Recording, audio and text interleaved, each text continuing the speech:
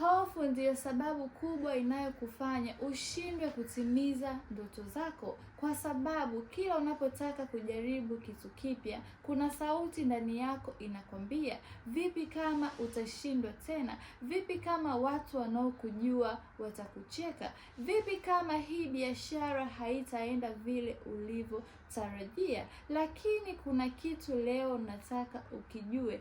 Hofu ni hisia, sio ukweli. Na mara nyingi vitu unavyoviogopa vinaweza hata visitokee. Unajua tatizo ni nini? Tatizo ni kwamba akili yetu imeumbwa kutulinda. Ndiyo maana kabla hata hujachukua hatua, inakuonyesha picha za kwa nini usifanye hicho kitu. Inaanza kukuonyesha jinsi biashara yako itakavyoenda vibaya hata kabla hujaanza.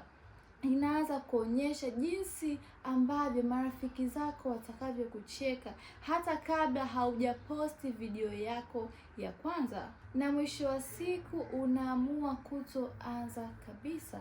Sasa jiulize, ni kitu gani ulikuwa unataka ukifanye lakini ukahairisha? Sio kwa sababu hauna uwezo, bali ni kwa sababu ulikuwa unaogopa. Watu ambao unaowaadmire leo au watu ambao wanaonekana na confidence kubwa, tofauti yao na wewe ni kwamba wao wanachukua hatua licha ya hofu walionayo. Hawaruhusu hofu iamue maisha yao. Lakini wewe umekaa unasubiri hofu siku itakayoisha, na hapo ndipo unapokosea, kwa sababu hakuna siku ambayo utakayoamka ukiwa unajisikia tayari kufanya kila kitu. Confidence haiji kabla ya wewe kuchukua hatua. Kila unapochukua hatua, unajiwekea ushahidi ndani ya akili yako kwamba mimi ninaweza kujifunza na ninaweza kujaribu. Fikiria mtoto akiwa anajifunza kutembea, anaanguka, ananyanyuka, anaanguka tena, mpaka mwisho wa siku anaweza kutembea peke yake, kwa sababu hajajiwekea ndani ya kichwa chake kwamba kuanguka ni kufeli. Na maisha nayo ni hivyo hivyo. Najua hapo ulipo una swali kwamba nawezaje kusonga mbele licha ya hofu niliyonayo? Kwanza unatakiwa ujue hiyo hofu yako imeletwa na nini. Mfano, mimi nilikuwa na hofu ya kushindwa kwa sababu nilipokuwa mdogo, nilipokuwa nikipata maksi za chini shuleni, mama yangu alikuwa akiniambia, mbona kila siku unashindwa? Mbona kila siku wewe unapata maksi ndogo? Mbona mtu fulani amekupita? Na bila kujua, nikawa naogopa kujaribu vitu vipya, kwa sababu yale maneno yalinipelekea mimi kuona kushindwa ni jambo baya. Nikawa nataka kila siku kuonekana perfect kwenye kila kitu. Na pale nilipogundua tatizo, ilikuwepo rahisi kwa mimi kulitatua. Labda na wewe hofu yako haijaanza leo. Labda kuna mtu alikwambia hauwezi. Labda kuna kitu ulishawahi kukifanya kikapata hasara. Lakini kuna kitu nataka ukijue kwamba kitu ambacho kilishawahi kukutokea zamani hakina maana kinabidi kiamue future yako. Unaweza kubadilika muda wowote na ukachagua maisha unayoyataka wewe. Na pale ambapo utakapojua chanzo cha hofu yako, itakuwa rahisi sana wewe kuweza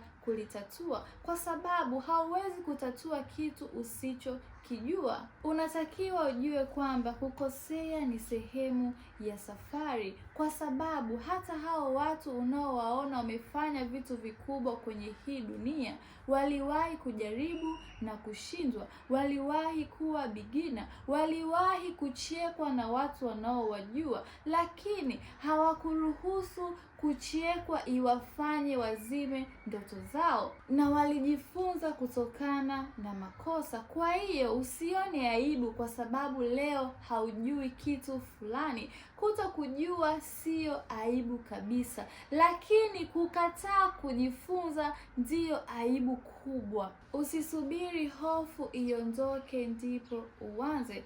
Hili ndiyo kosa kubwa unalolifanya.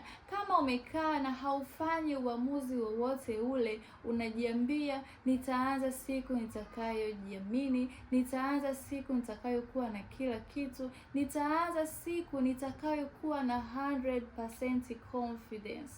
Ngoja nikwambie tu ukweli, hiyo siku inaweza isifike. Unatakiwa uchukue hatua licha ya hofu ulionayo ndani yako. Ukiendelea kusubiri, utaweza kusubiria kwa miaka mingi sana. Kama unataka kuanzisha biashara, anza kujifunza kuhusu hiyo biashara. Kama unataka kuwa YouTuber, anza kurekodi video moja leo na uiposti. Usijali hiyo video itatoka vibaya au itatoka vizuri. Wewe rekodi video moja na uiposti. Kama unataka kuzungumza mbele za watu, anza na watu wachache, watu ambao uliowazoea, kwa sababu kila hatua ndogo unayoichukua ndiyo inayojenga ujasiri ndani yako. Usisubiri perfect moments. Perfect moments unaitengeneza wewe mwenyewe kwa kuanza, sio kwa kusubiri. Jifunze kuchukua hatua licha ya hofu, kwa sababu hofu itaendelea kuwepo, lakini usiipe usukani wa maisha yako. Kila unapochukua hatua, akili yako inaona kwamba unaweza kujaribu na unaweza ukawa bora kuliko ulivyokuwa. Na kila unapoendelea kujaribu, ndipo ambapo confidence yako inaendelea kukua, kwa sababu watu wenye confidence sio watu waliozaliwa tofauti, ni watu ambao hawakuruhusu hofu iamue maisha yao. Walisonga mbele licha ya hofu walionayo ndani yao. Na wewe pia ukiamua unaweza. Tatizo ni kuamua tu. Kwa hiyo kila unapokuwa unahisi hofu, usijiambie nitaanza wiki ijayo au nitaanza siku ambayo hofu itaisha ndani yangu. Anza hata kama ukiwa unaogopa, anza hata kama haujui matokeo yatakuwaje, kwa sababu ujasiri sio kutokuwa na hofu. Ujasiri ni kusonga mbele licha ya hofu ulionayo. Kama umefika mpaka mwisho wa video hii, niandikie kwenye comments, ni hofu gani imekuwa ikikuzuia kila siku kuchukua hatua? Pia usisahau kulike, kushare hii video, kusubscribe hii channel ili uweze kujifunza kila siku. I love you guys. Thank you for watching.